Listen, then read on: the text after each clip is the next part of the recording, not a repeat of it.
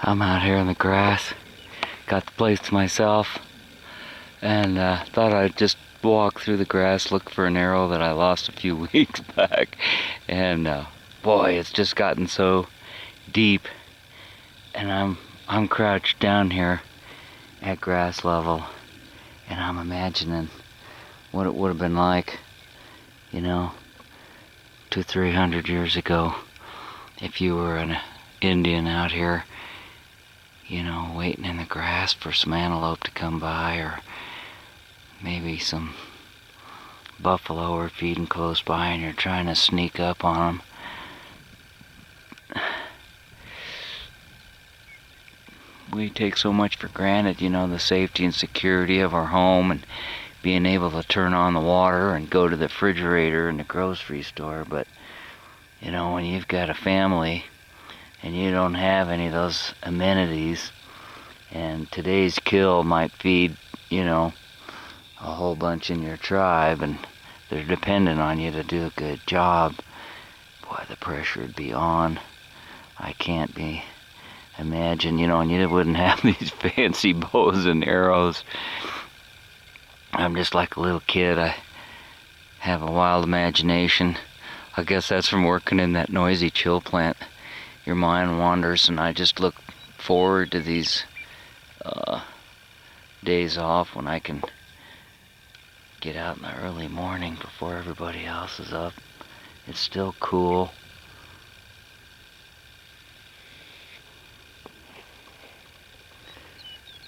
Maybe there'd be some animals coming over to the lake on the other side of the hill to get a drink of water.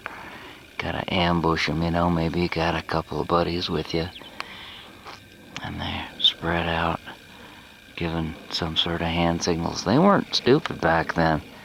They were probably a lot smarter than our best minds. I mean, if you weren't smart back then, you wouldn't last long. A lot of knowledge, a lot of stuff being passed down. That'd be a little, what is that over there? I don't know if I got it in the view there. I got a fierce glare here. But you'd leave signs maybe, you know, and come back, and that'd probably mean something, you know, maybe for your tribe, or as a sign for this is the property line, and neighboring tribes better only come past this at their own risk, you know. Who knows? Maybe they'd be friendly. Bad day on the range. You got two tribes. One of you got an antelope. Hell, maybe you'd hack the thing in half and make a friend, you know. I don't understand how that worked back then, you know. Different languages, but, you know, they all had the same basic needs. And it wasn't fun and games, it was survival. They weren't thinking about what's playing on the movies tonight. They had to put food on the table or they might not survive.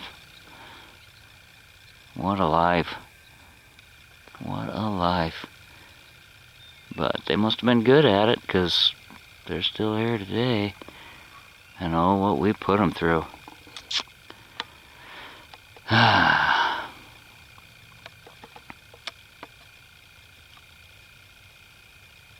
The sounds of silence.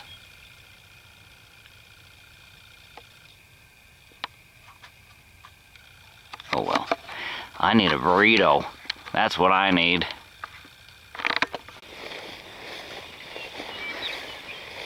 Fun to imagine, though. It's too bad none of my friends want to get up early in the morning and join me. They say, you're gonna get up when? You want to go do what? Best time of the day. It's nice and cool. It's a weekday. Wouldn't it be neat to see a bunch of buffalo grazing out in the field, and the grass moving back and forth in the wind? I'll head back to the car. My shooting sucked this morning, but That's the way it goes.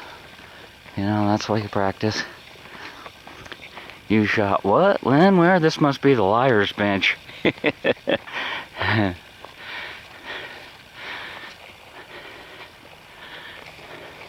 Didn't bring the kayak this morning.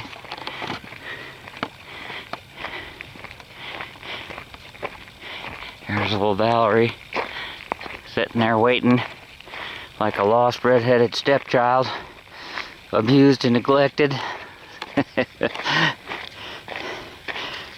Valerie, we need a burrito. Take me to the burrito man.